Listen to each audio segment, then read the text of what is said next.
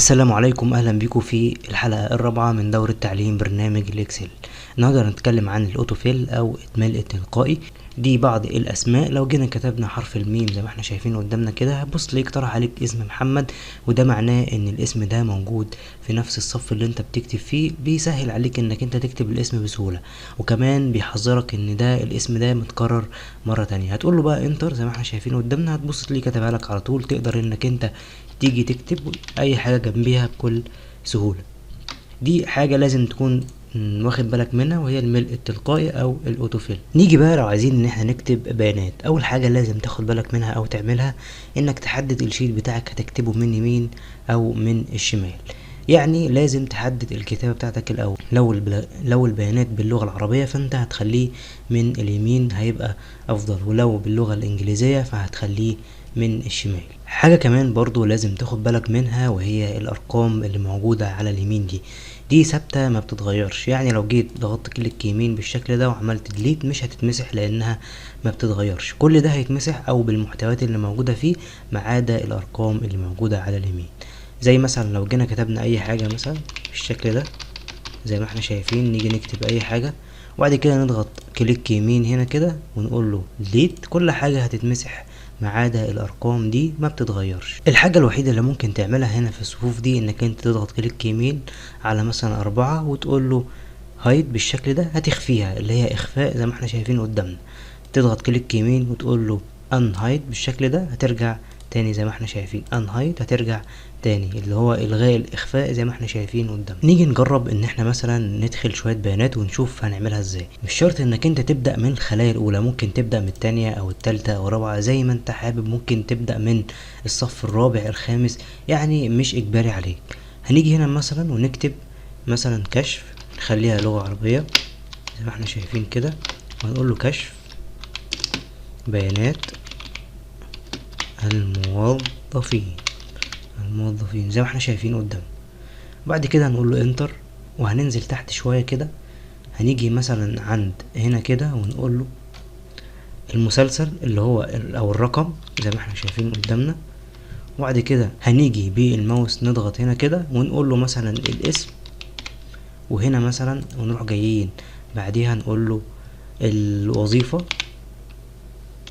الوظيفة، وبعد كده العمر مثلا زي ما احنا شايفين قدامنا. دي انك انت بتبدأ ان كده بتدخل، او انت بدأت كده تدخل البيانات بتاعة الموظفين اللي عندك. الرقم مثلا هيبقى 1، والاسم مثلا هيبقى محمد، الوظيفة مثلا مهندس مثلا، العمر مثلا هيبقى 25 زي ما احنا شايفين، وهكذا لحد ما بتكتب بيانات الموظفين كلهم. طب في طريقة تانية اسهل؟ طبعا في طريقة اسهل. لو جينا مسحنا كده الحاجات دي كده زي ما احنا شايفين، وجينا حددنا الاقسام بتاعتنا وهما مثلا الرقم، وبعد كده الاسم، السن او الوظيفة، وبعد كده العمر زي ما احنا شايفين قدامنا. انا محتاج ان انا اكتب كم اسم بقى مثلا، وليكن 1 2 3 4 اسماء زي ما احنا شايفين قدامنا. طبعا الكلام ده بيبقى على حسب ما انت عايز بقى البيانات طويل كتير مثلا تشد لتحت الحاجات دي. وليكن انا حددت مثلا المكان اللي هكتب فيه البيانات بتاعتي. هاجي بقى هنا كده وهو متحدد، ما ادوس على اي حاجة، اكتب الاسم زي ما احنا شايفين قدامنا، او خليها الرقم. بعد ما نكتب الرقم، طب انا عايز اخش بقى على التابة اللي بعديها او الخلية اللي بعديها، هضغط على تاب زي ما احنا شايفين قدامنا. ولو ضغطت على شيفت تاب هيرجعك تاني لورا، ولو ضغطت انتر هتنزل لتحت. نرجع تاني نضغط على شيفت تاب زي ما احنا شايفين قدامنا، ونيجي للخلايا رقم 2 هنكتب فيها بقى ايه الاسم زي ما احنا شايفين، ونضغط على تاب نقول له الوظيفة. بعد كده نقول له العمر زي ما احنا شايفين قدامنا. هضغط على تاب علشان ينزلني، واقول له 1 تاب، واقول له مثلا محمد، وبعد كده تاب واقول له مهندس زي ما احنا شايفين قدامنا، وبعد كده اقول له مثلا 25، واقول له انتر علشان نبدأ ننزل تحت، ونقول له شيفت تاب علشان يرجعنا الاول خلايا زي ما احنا شايفين قدامنا. او لو ضغطت على تاب هيجيب لك الخلايا على طول اللي بعديها واتنين، وهكذا لحد مثلا ما تكمل بقية البيانات. يعني مثلا زي ما احنا شايفين قدامنا محاسب زي ما احنا شايفين، العمر مثلا 30 تقول له تاب، هيبدأ ينزلك وتملى البيانات كلها. كمان في طريقة تانية انك انت تدخل البيانات بشكل عمودي، زي مثلا نمسح كده ونيجي نقول له هنا كده زي ما احنا شايفين قدامنا، نحدد نفس البيانات ونيجي نقول له مثلا الرقم زي ما احنا شايفين، ونقول له انتر 1 انتر 2 وهكذا زي ما احنا شايفين قدامنا. وبعد كده لو جيت ضغطت انتر على اخر واحدة هيطلعك فوق، علشان هو مفيش، انت عامل اطار او عامل حد ان انت البيانات دي ما تعديش الحد اللي انت عامله ده. نكتب بقى الاسم زي ما احنا شايفين قدامنا انتر، وهكذا تفضل تدخل البيانات. ودي من اسهل الطرق اللي تقدر تكتب بيها البيانات زي ما احنا شايفين قدامنا، وهكذا لحد ما تخلص الجدول كله. وعلشان برضو انك انت الطريقة دي انك تحدد الاول ما تتلخبطش وانت بتكتب، لو انت لسه بادئ هتحس ان في لخبطة وتقعد تدوس بالماوس كده، لا، فكده احسن انك انت تحدد وتبدأ تكتب البيانات بتاعتك. طيب لو انا عندي بيانات زي دي كده، محتاج ان انا بقى ايه، ان انا اعمل لها تنسيقات خفيفة كده، واحب ان انا اغير من الشكل. اول حاجة هنعملها ان احنا هنيجي عند الهوم، ونيجي عند الخط من هنا كده، ونختار الخط اللي احنا عايزينه. طبعا تقدر تختار خط للخلايا كلها مرة واحدة ان انت تحددها كده، او لخلية خلية زي ما احنا شايفين قدامنا، بس الافضل ان هي بتبقى كلها مرة واحدة. وطبعا لما تيجي تحدد تتأكد انك انت السهم الابيض معمول كده زي ما احنا شايفين، الزائد الابيض دي كده جوه الخلية، علشان لما تيجي تسحب يسحب معاك كده. لانك انت لو جيت الشكل اتغير كده ورحت ساحب، ده معناه انك انت تنقل الخلية زي ما احنا شايفين قدامنا، تنقلها من مكان لمكان. نرجع تاني نضغط على كنترول زد عشان يرجع لنا كل حاجة زي ما كانت. حاجة كمان، لو انا عايز مثلا ان انا انسق حاجات معينة في الجدول، مش عايز انسق الجدول كله، او عايز انسق الحاجات المعينة دي حاجات لوحدها او تنسيقات لوحدها، زي مثلا الرقم ده انا عايزه تنسيق لوحده، هضغط على كنترول. والسن اللي هو العمر 24 ده عايزه تنسيق لوحده، والعمر تنسيق لوحده، ورقم 4 ده يبقى تنسيق مثلا لوحده زي ما احنا شايفين بيبدأ يحدد اهو. ومحاسب دي يبقى تنسيق لوحده. طول ما انت ضاغط على كنترول وبتحدد هيفضل يحدد معاك زي ما احنا شايفين قدامنا. لو جيت بقى انك انت ضغطت على اي خلية فاضية كده، كل الحاجات او كل التحديدات هتروح. طيب في طريقة تانية ان احنا نحدد بيها، لو جيت مثلا عايز تحدد كل البيانات دي، اضغط على شيفت، اقف على الخلية كده ودوس على اخر خلية، هيروح محددها لك على طول. طب لو حبيت انك انت مثلا المكان ده كله عايز تحدده، روح على اول خلية، تعالى هنا كده زي ما احنا شايفين اخر خلية واضغط، هيروح محدد لك كل النطاق اللي انت عايزه زي ما احنا شايفين قدامنا. وكمان في طريقة تانية، لو انت عندك بيانات كتير بقى والجدول كله عايز تحدد الشيت كله، فالموضوع بسيط. هتيجي عند السهم الصغير ده اللي هو بين الاعمدة والصفوف كده، وتقول له تضغط عليه ضغطة، هيحدد لك الشيت كله. طريقة تانية، لو انت عايز تحدد المدى برضو ده، اقف هنا على اول خلايا، اضغط على كنترول ايه، هيحدد لك المدى بتاع الجدول بتاعك زي ما احنا شايفين قدامنا. ولو ضغطت على كنترول ايه مرة تانية هيحدد لك الشيت كله برضو. نيجي بقى ان احنا ننسق العناوين دي كده، هنحددها زي ما احنا شايفين قدامنا، وهنيجي عند هوم، وهنيجي عند البي اللي هي البولد، هنخلي الخط يبقى تقيل زي ما احنا شايفين قدامنا.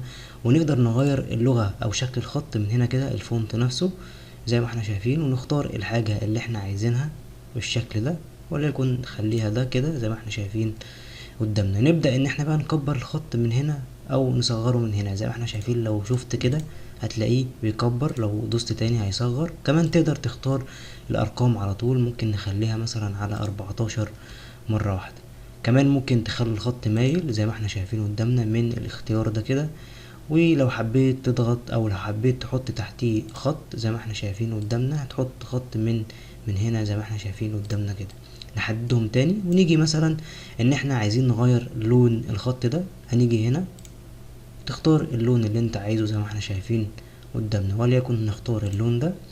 وهنا لو حبيت تغير لون الخلايا نفسها، لو جيت ضغطت هنا كده وخلينا مثلا لون الخلايا يبقى مثلا لون زي ده كده زي ما احنا شايفين قدامنا، هتلاقيه اتنسقت وبقت شكلها افضل واحسن من الاول.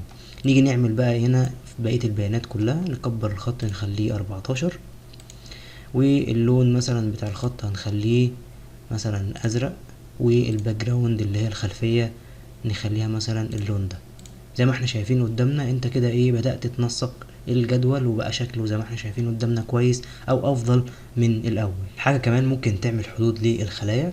لو جينا مثلا عملنا كده ووقفنا في الحتة دي كده زي ما احنا شايفين قدامنا، وضغطنا هنا اللي هي بوتوم هيعمل لك حدود ليه تحت الخلايا اللي هي تحت من تحت هنا كده. كمان ممكن تقدر تعمل حدود من فوق زي ما احنا شايفين قدامنا، وتقدر تعمل بقى من يمين والشمال بالشكل ده زي ما احنا شايفين يمين، وتقدر تعملها من الشمال زي ما احنا شايفين قدامنا. لو جينا مثلا ضغطنا وعملنا ان احنا مبقاش فيه مثلا حدود خالص نوت زي ما احنا شايفين، هترجع زي الاول. في اختصار بقى انك انت تعملها مرة واحدة، انك انت تيجي تحددها كده وتقف هنا وتروح مختار الاختيار اللي احنا شايفينه ده كده، هيعملها لك من جميع الزوايا زي ما احنا شايفين قدامنا. كمان ممكن تقسم الخلايا كلها او تعمل حدود لكل الخلايا اللي موجودة عندك زي ما احنا شايفين. نحددها كده ونيجي نختار اللي هي all زي ما احنا شايفين قدامنا borders، هيعمل لك حدود لكل الخلايا اللي موجودة عندك زي ما احنا شايفين، وتنسيق هيبقى شكله جميل وكويس زي ما احنا شايفين قدامنا. كمان ممكن تخلي الحدود دي تبقى سميكة. لو جيت حددت كده وضغطنا هنا كده واخترنا الاختيار ده، هيعملها لك سميكة زي ما احنا شايفين قدامنا. وفي برضو بعض الاختيارات لو جينا مثلا ضغطنا كده وجبنا ان احنا مثلا بالشكل ده، ضغطنا على اول قلم كده، تقدر تعمل الحدود بالقلم. لو جيت ضغطت على اول خلية زي ما احنا شايفين هيعمل لك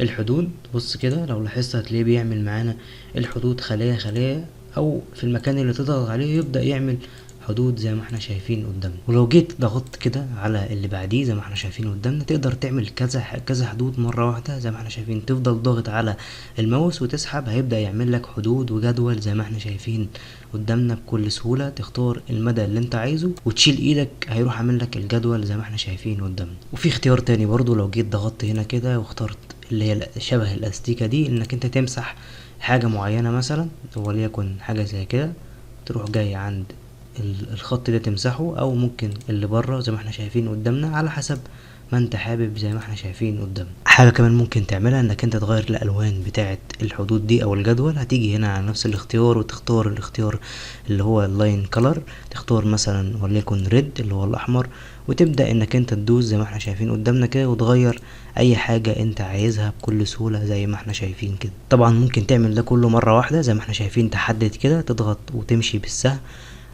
تيجي عند اول خلايا وتضغط بالماوس وتسحب لتحت كده، هتخليها كلها لون احمر زي ما احنا شايفين قدامنا بالشكل ده.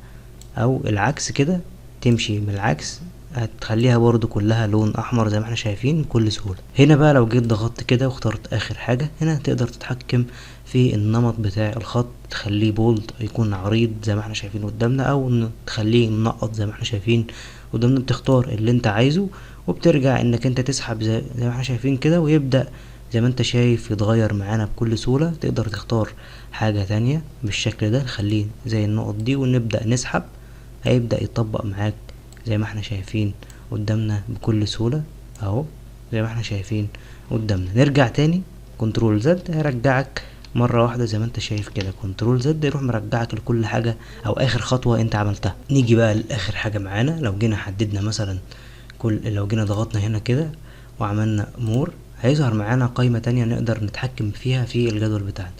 ولكن هنلغي ده كده ونبدأ ان احنا نحدد الجدول بتاعنا زي ما احنا شايفين قدامنا. نيجي تاني نفس القائمة نختار اخر حاجة مور بوردرز، هيظهر معانا الشكل بتاع الجدول. تقدر انك انت بقى ايه تعمله من غير اي حاجة. لو ضغطت كده وقلت له اوكي، هيشيل لك كل حاجة اللي هي بلا اي حاجة خالص. نرجع تاني نحدد ونخش على نفس القائمة. تقدر تعملها مثلا اللي هي اوتلاين من بره بس زي ما احنا شايفين قدامنا. لو جيت بقى ضغطت اوكي اللي هي اوتلاين بالشكل ده، هيعمل لك حدود بره زي ما احنا شايفين قدامنا. نحدد تاني ونيجي نخش على اخر اختيار نخليها مثلا انسايد بالشكل ده، هيعملها لك جوه زي ما احنا شايفين قدامنا. نقول له اوكي، هيعمل لك كل حاجة جوه وينسق لك الجدول من الداخل. لو جينا حددنا تاني وجبنا على اخر اختيار بالشكل ده، بص كده لو جينا ان احنا عملنا كده وعملنا العكس زي ما احنا شايفين قدامنا، نقدر هنا نتحكم في الستايل، تخليه عريض او تخليه خطين زي ما احنا شايفين، او خط واحد زي ما انت حابب، وتقول له اوكي. بص كده هيعمل معانا نفس الشكل بالظبط اللي احنا اخترناه. نرجع تاني للقائمة بتاعتنا زي ما احنا شايفين قدامنا. انت عايز تشيل بقى كل ده، اضغط هنا هيشيل لك كل حاجة، وهيبقى التكست او الكلام هو اللي موجود. تقدر تعمل بقى ايه انك انت تعمل خط كده. بص الشكل اللي قدامك ده هو اللي هيتطبق على الجدول زي ما احنا شايفين. انا عايزه مثلا يبقى كده بالشكل اللي احنا شايفينه قدامنا، بس اقول له اوكي زي ما احنا شايفين قدامنا الخطوط هتبقى هنا كده بس كده. دي بعض التنسيقات الاساسية اللي لازم تكون او لازم تعرف تستخدمها في الاول او في بداية انك انت تتعلم الاكسل. لازم تكون معاك الاساسيات دي في التنسيقات، والحلقة الجاية هنكمل بقية التنسيقات ان شاء الله. لو استفدت من الفيديو متنساش اللايك والاشتراك في القناة، والسلام عليكم.